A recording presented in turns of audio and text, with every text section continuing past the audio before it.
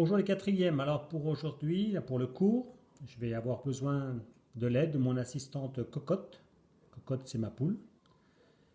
Eh bien Cocotte, fais pas ta timide. Voilà. Elle est belle hein. Elle est belle, elle est belle, elle est belle, elle est belle. Ah, elle est partie. Ouh, elle sent qu'il y a du monde, elle est toute folle. Viens Cocotte. Voilà, viens, viens ma Cocotte. Allez, c'est bon, calme-toi, calme-toi. Voilà. Donc vous êtes peut-être certains à vous demander de quoi va bien pouvoir me servir Cocotte. Déjà, vous le dites doucement parce que vous allez la vexer. Voilà. Reviens Cocotte. Bon, je ne vous cache pas que moi aussi, finalement, je me demande à quoi elle va me servir. Voilà. Alors, imaginez que une voiture roule. Quand chaque roue a fait un tour, de quelle distance a avancé la voiture? Bon, ça marche aussi avec un vélo, un tricycle, une moto, ce que vous voulez. Ou les roues de la cocotte. Voilà, nous y voilà. Donc, quand, par exemple, la roue avant droite, là, parce que cocotte est montée sur roue, a fait un tour, quelle est la distance parcourue par cocotte? Alors, souvent, dans ce genre d'exercice, les élèves me répondent le diamètre. Si c'était le diamètre, ça veut dire que cocotte, elle avancerait comme ça. Voilà, cocotte n'est pas folle. Elle n'avance pas en faisant des bonds. Cocotte, elle fait comme toutes les poules, elle roule. D'où l'expression roule ma poule. Pardon pour ce jeu de mots, il est venu je ne sais pas comment, là, c'était pas prévu. C'est nul. Voilà. Enfin, heureusement que ce genre de bêtises, c'est entre nous, en cours. J'ai toujours dit, si les parents voyaient à quelle personne ils confient leurs enfants, il n'y aurait plus d'élèves dans ce collège. Alors, je vous laisse réfléchir. On va considérer que la roue qui est là va faire un tour. De quelle longueur avance la poule? Avance cocotte, pardon. Eh bien, on va faire un petit trait là. Vous voyez, le petit trait qui est là, c'est le point de départ. Donc, je vais le signaler ici. Quand la roue aura fait un tour, c'est quand le petit trait, la petite marque que j'ai fait là, va réapparaître sur le petit chemin. Stop. On arrive ici. La longueur qu'elle a parcourue, c'est donc pas le diamètre de la roue. Ça correspond effectivement à la longueur du tour de la roue, au périmètre de la roue. Ça marche aussi en marche arrière. Bravo cocotte. Voilà, on revient à l'endroit où on était. Donc quand on fait un tour de roue, moralité, cocotte avance. Quelle longueur elle a parcouru? La longueur du tour de la roue, le périmètre. C'est bien cocotte. Tu peux retourner jouer avec tes amis. Alors, ceci étant dit, on va rentrer dans le vif du sujet.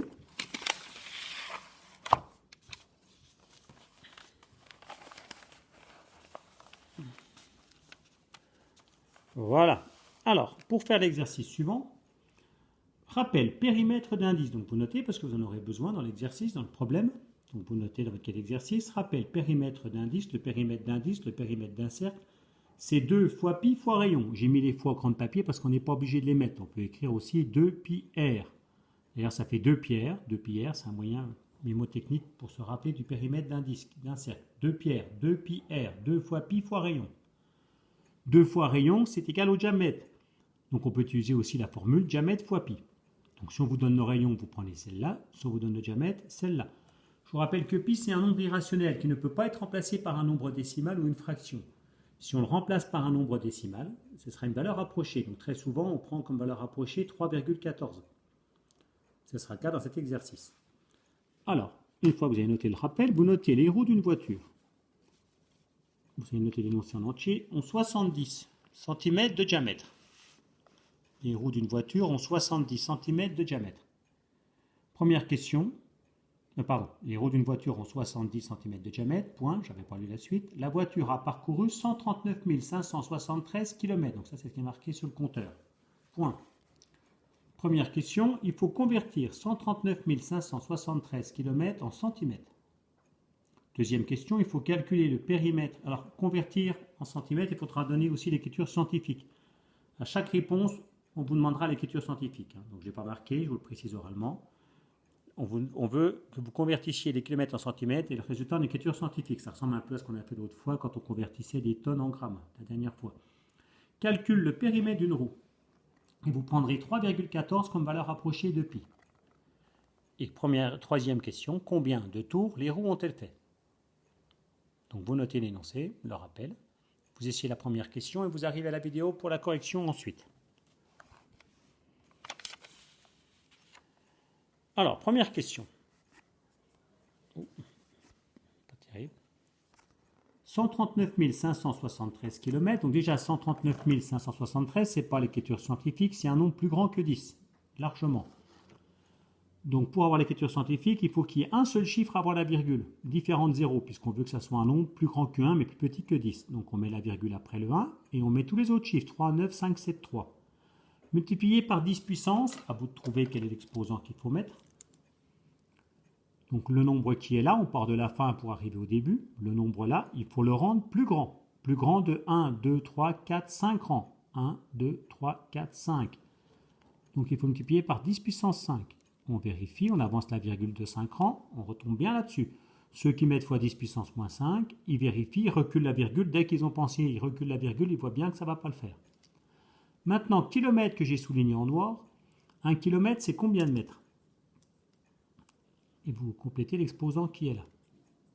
1 km, c'est 1000 mètres. Kilo, 1000. 1 km, c'est 1000 mètres. Donc on n'écrit pas 1000, on écrit 10 puissance 3. Ensuite, vous soulignerez mètres en vert et vous allez, cette fois-ci, remplacer les mètres par des centimètres. Oui, je ne suis pas passé directement de kilomètres à centimètres. J'ai fait une étape. Comme l'autre fois, je n'étais pas passé des tonnes au gramme. J'étais passé des tonnes au kilo et des kilos au gramme. Là, on va faire pareil, des kilomètres au mètre. Et maintenant, des mètres au centimètre. Donc vous remplacerez mètre par centimètre après. Alors, 1,39 573 multiplié par 10 puissance 5 fois 10 puissance 3, ça fait 10 puissance 8. On fait 5 plus 3. 10 fois 10 fois 10, 5 fois 10 fois 10, 3 fois, ça fait 10 fois 10, 8 fois. Et 1 mètre, c'est combien de centimètres? Attention, 1 mètre, c'est pas 1000 centimètres. Hein. On ne passe pas des mètres au millimètre. C'est des mètres au centimètre. 1 centimètre, c'est un centième de mètre. 1 centimètre, c'est 100 fois plus petit qu'un mètre. Inversement, 1 mètre, c'est 100 fois plus grand qu'un centimètre. Donc c'est 10 puissance 2. Il reste à terminer. 1,39 573, 10 puissance 8 fois 10 puissance 2, ça fait donc 10 puissance 10. On fait 8 plus 2. Voilà l'écriture scientifique. On a converti les kilomètres en centimètres. Petite remarque, en dessous, vous copierez 1 km égale 1000 mètres, donc 10 puissance 3 mètres. Et puis 1 mètre, c'est 100 cm. Vous voyez, j'ai refait le tableau, mètre, décimètre, centimètre, millimètre. On met le 1 dans mètre. On va jusqu'au centimètre, donc c'est pas jusqu'au millimètre. Donc 1 mètre, c'est 100 cm. Soyez bien attentifs quand vous regardez les unités. C'est pas, on ne convertit pas les mètres en millimètres, mais les mètres en centimètres. Donc 10 puissance 2 cm. Inversement, on pourrait faire comme l'autre fois. 1 mètre, ce sera 10 puissance moins 3 km. Si on fait x 10 puissance 3 dans un sens, on fait x 10 puissance moins 3 dans l'autre. On inverse. 1 mètre, c'est 10 puissance 2 cm. 1 cm, ce sera 10 puissance moins 2 cm. Pardon, 1 cm, ce sera 10 puissance moins 2 mètres.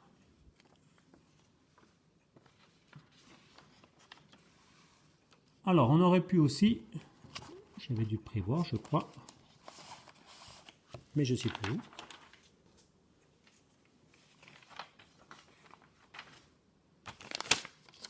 Voilà, on aurait pu faire aussi avec un tableau dès le départ. Convertir 139 573 km en centimètres. On mettait le 3, le chiffre unité dans l'unité. Donc on faisait un tableau avec mètres, les multiples, décamètres, hectomètres, kilomètres, les sous-multiples, décimètres, centimètres, millimètres. On mettait le chiffre 3 dans la colonne kilomètre, l'unité, le chiffre unité dans la colonne des unités. On réécrivait les autres chiffres là, qui sortent du tableau et on allait jusqu'à la colonne des centimètres. On trouvait donc le nombre qui est là, en centimètres. Pour l'écriture scientifique, on mettait la virgule après le 1. Il faut donc rendre ce nombre plus grand. De combien de rangs? 1, 2, 3, 4, 5, 6, 7, 8, 9, 10. Et on trouvait pareil. Voilà, c'était une méthode un peu plus simple. On fait un tableau dès le début et on fait l'écriture scientifique à la fin. Vous pouvez l'apprendre bien évidemment. Ensuite, calcule le périmètre d'une roue. Et vous prendrez 3,14 comme valeur rapprochée à la place de pi. Donc je vous laisse faire et vous venez à la correction après. Donc le périmètre d'une roue. Bon, je vais enlever ça parce qu'on ne voit plus rien. Ben, on connaît le diamètre, 70 cm. Donc on va remplacer diamètre par 70. 70 fois pi. Diamètre fois pi, 70 fois pi, cm. Si je remplace pi par 3,14, ça me fait comme valeur rapprochée 219,8 cm. On veut l'écriture scientifique. 219,8, ce n'est pas l'écriture scientifique, c'est plus grand que 10. On met la virgule après le 2. 2,198 multiplié par 10 puissance. À vous de trouver l'exposant. 2,198, il faut le rendre plus grand, de 2 rangs. Avancer la virgule de 2 rangs. On vérifie, ça marche. Ceux qui mettent 10 puissance moins 2, ils reculent la virgule, ils se rendent compte tout de suite qu'on ne va pas retrouver le nombre qui est là. Ils corrigent leur erreur. Dernière question. Combien de tours de roue? Je vous laisse réfléchir, vous venez à la vidéo après. Donc pour faire 139 573 km, à chaque fois que la voiture a fait un tour de roue, chaque fois que la roue a fait un tour, plutôt, la voiture a avancé du périmètre de la roue, du nombre, de la longueur qu'on a trouvée là. Donc on veut savoir dans 139 573 km combien de fois il y a de périmètre de roue, pour savoir combien de tours on a fait. Dans 139 573 km, combien de fois il y a la longueur qui est là. Donc il faut bien convertir tout en centimètres, ce qu'on a fait. Donc on va faire la longueur parcourue divisé par le périmètre d'une roue. La longueur parcourue, 1,39 573 fois 10 puissance 10 sur le périmètre de la roue qu'on vient de trouver, 2,198 fois 10 puissance 2. J'ai souligné en rouge les deux facteurs qui ne sont pas des puissances de 10. La division se termine. J'ai fait exprès. Si on remplace pi par 3,14, je me suis arrangé pour que le résultat se termine. Il n'empêche que même si la division se termine, ceci est une valeur rapprochée puisqu'on a dès le départ remplacé pi par 3,14 qui est une valeur rapprochée de pi. Bon, peu importe, ça fait 0,635 multiplié par 10 puissance 10 sur 10 puissance 2. Les deux facteurs 10 du bas vont se barrer avec deux facteurs 10 du haut. En bas, il n'y en a plus. En haut, j'en avais 10. J'en ai barré 2. Il m'en reste 8. 10 moins 2. 0,635, ce n'est pas l'écriture scientifique. Là, je suis un petit peu vite. Je voulais compléter avant de vous laisser réfléchir. On met la virgule après le 6. Parce que ce nombre-là est plus petit que 1. 6,35 pour qu'il soit égal à 0,635. Attention, il faut le rendre plus petit. Plus petit d'un rang. Il faut multiplier par 10 puissance moins 1. Puisqu'il faut le rendre plus petit, on multiplie par 10 puissance avec un exposant négatif. On vérifie, 6,35 multiplié par 10 puissance moins 1, on recule la virgule d'un rang, ça marche. Ceux qui ont mis 10 ou 10 puissance 1, ils avancent la virgule, ça fait 63,5, ça marche moins bien. Fois 10 puissance 8. Ça fait 6,35 fois 10 puissance, on fait moins 1 plus 8. Je perds 1 euro, je gagne 8 euros, j'ai gagné de l'argent, j'ai gagné 7. La différence entre l'argent gagné et l'argent perdu. Les roues ont fait environ 6,35 multiplié par 10 puissance 7 tours. Voilà. On peut faire 6,35. On peut l'écrire là, tenez. Pour qu'on comprenne mieux, on va faire 6,35 multiplié par 10. Voilà, je vais remplacer 10 puissance 7 par 10 puissance 1 fois 10 puissance 6, parce que 10 puissance 6, c'est 1 million. 6,35 multiplié par 10 puissance 1, ça fait 63,5. Et 10 puissance 6, c'est million. Donc c'est pour se donner un ordre d'idée. Chaque tour a fait 63,5 millions de tours. Chaque roue, pardon. Exercice suivant. L'exercice là. La masse d'une molécule d'eau est 3 kg. C'est absolument faux, évidemment, une molécule. Une molécule, c'est microscopique. Je ne vais pas y arriver. De façon microscopique, c'est plus facile, très très petit. Donc la masse d'une molécule d'eau, c'est très très très très petit. On verra ça après. On s'en fiche que le résultat soit faux. On fait comme si. Donc vous notez, la masse d'une molécule d'eau est 3 kg. Combien de molécules d'eau y a-t-il dans 15 kg d'eau? Vous notez l'énoncé, vous le faites. La masse d'une molécule d'eau est 3 kg. Combien de molécules d'eau y a-t-il dans 15 kg d'eau?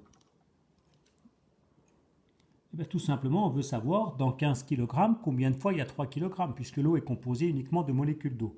Donc il suffit de faire 15 divisé par 3, 15 sur 3. Ça fait 5. Il y a 5 molécules d'eau. Exercice très simple. Mais faux, parce que bien sûr, les indications que je vous donne, enfin, la masse d'une molécule d'eau, c'est pas 3 kg. Maintenant, le même exercice, c'est là que je voulais en venir.